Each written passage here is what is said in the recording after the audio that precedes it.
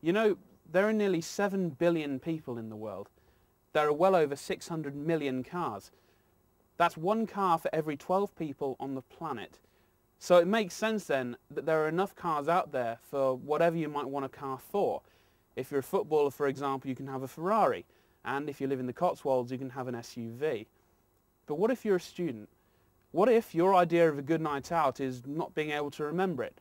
What if you're one of the thousands of students in Britain who are terminally short of cash and yet want a quick set of wheels? For the longest time, this market's been amply catered for, and three of the biggest sellers have always been the Vauxhall Corsa, the Fiat Punto and the Ford Fiesta. And because we couldn't get hold of any of the first two to test, we're going to turn our attention to this Fiesta here. This is actually the Mark IV Fiesta, produced in Britain between 1996 and 2002.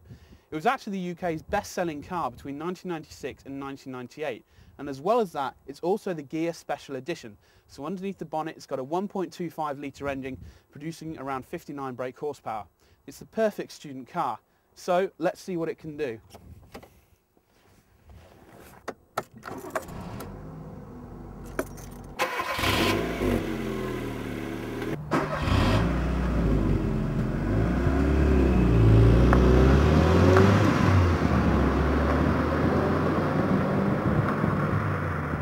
Right, now I'm going to be honest from the outset, if you're looking for speed in this car, you're going to be waiting for a long time. 0 to 62 is up to 11.9 seconds, but where this car does shine is in its eco factor. Ford say that when you're doing urban driving, which most of us will do every day, you can get 38 miles per gallon, which is nearly as much as the old Toyota Prius.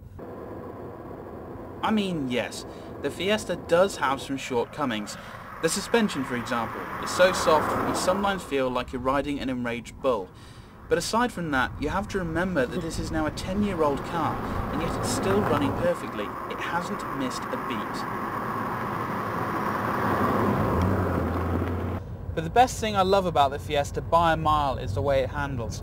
And on these roads out here in deepest, darkest Lincolnshire, the whole thing just comes alive. In other cars like the Punto especially, the steering is so heavy that you very rarely seem to have any input in the driving process. You feel a bit like a spare part and that the machine is just doing all the work. But in the Fiesta it almost feels like an extension of your body. You just have to telepathically tell the car what you want it to do and it'll respond. It just seems to make sense, and that's why for me it's the perfect car for students. It doesn't claim to be a particularly sophisticated car, and it certainly doesn't have any of the technology to support that. But it just does exactly what it says on the tin. And the price for all this? Just £1,200. Driving the Fiesta today, it seems to reinforce why it is such a good car. It builds on the downfalls of its competitors. It's not as heavy as the Punto and it's not as complex as the Corsa.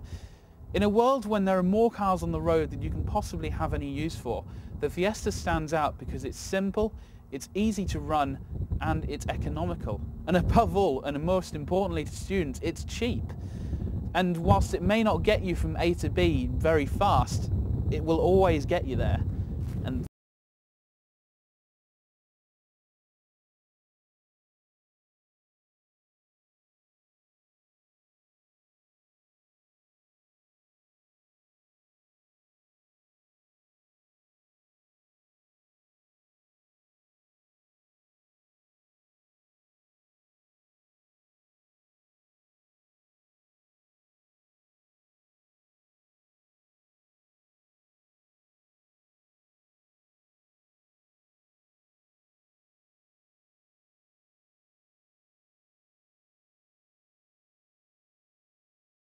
like the Punto especially, the steering is so heavy that you very rarely seem to have any